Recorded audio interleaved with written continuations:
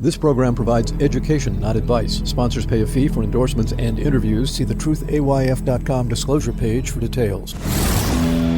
This is where technology, innovation, and personal finance come together. This is The Truth About Your Future with Rick Edelman. Brought to you by Global X ETFs, dedicated to providing investors with unexplored intelligent solutions, and by Invesco QQQ. Anyone can become an agent of innovation with Invesco QQQ. Invesco Distributors, Inc. It's Thursday, May 4th. Today at 2:45 p.m. Eastern, I'm giving a 30-minute speech at the Money Show Accredited Investor Expo. This is a virtual expo. I'm going to be talking about the many ways you can add crypto to your portfolio. You can attend. The registration link is in today's show notes. And on Friday, tomorrow, Cal Thomas is joining me on the program, the longest-running syndicated columnist in America. He's just written a new book, a retrospective of his 50-year career, taking a look at America, politics, and society. It's going to be a great conversation. Be sure to join us. Today, though, I want to talk with you about India. It's now the world's most populous country, 1.4 billion people. Yeah, more people now live in India than in China. In 1987, half of the people in India lived in poverty. Today, it's less than 10%. The country has made terrific progress. The country is now the fifth largest economy in the world. They're now ahead of the United Kingdom. And by the end of the decade, it'll be the third largest economy.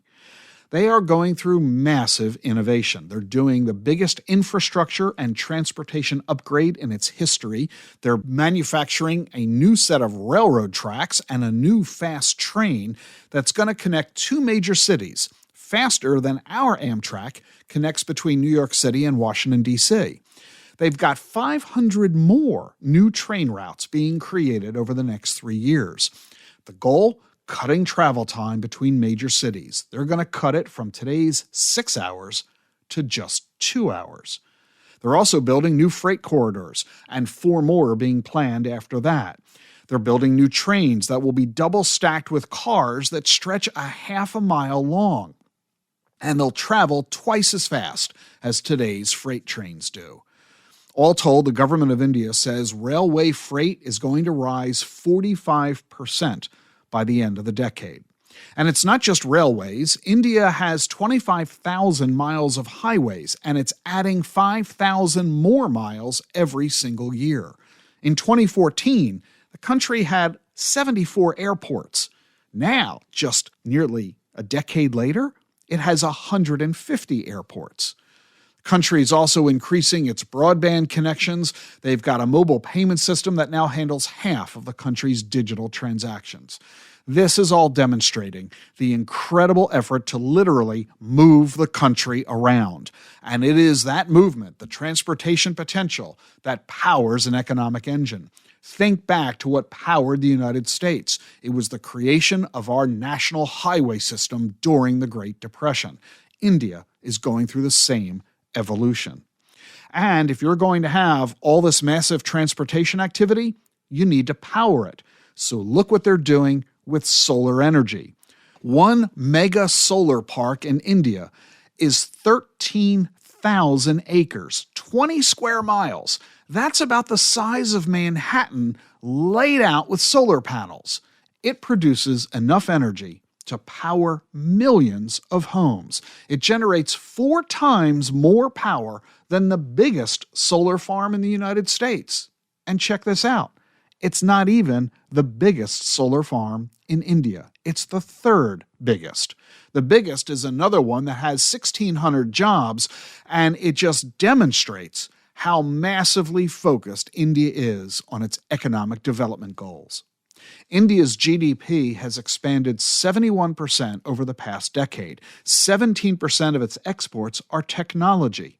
And check this out. Apple just opened its first store in India. That strikes me as kind of crazy. India is the world's most populous country. Apple's been opening stores for over a decade, and until now it didn't have a single store in the entire country. They've got 15 Apple stores just in and around New York. If you're looking for investments for the future, you need to look to foreign investments. 30% of your portfolio should be in foreign securities, and there are a couple of ETFs that specialize in India stocks. The Invesco India ETF, the ticker is PIN, P-I-N, and the Franklin FTSE India ETF, the ticker is FLIN. Links to both of those ETFs are in the show notes, and you can talk with your financial advisor about them as well. Hey, be sure to listen to my wife Jean's podcast today. You can listen at selfcarewithjean.com. The link is also in today's show notes. See you tomorrow.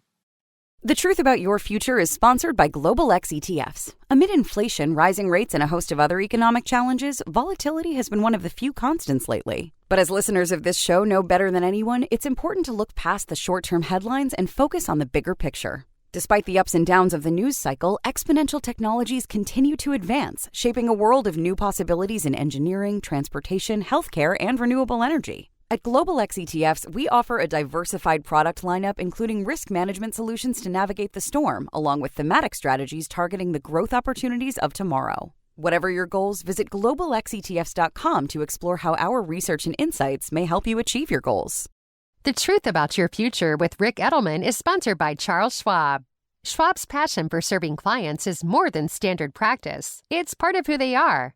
With transparent pricing, 24/7 live support, and a satisfaction guarantee, the people at Schwab go the extra mile to help you on your investing journey. They're not just financial people, they're people too.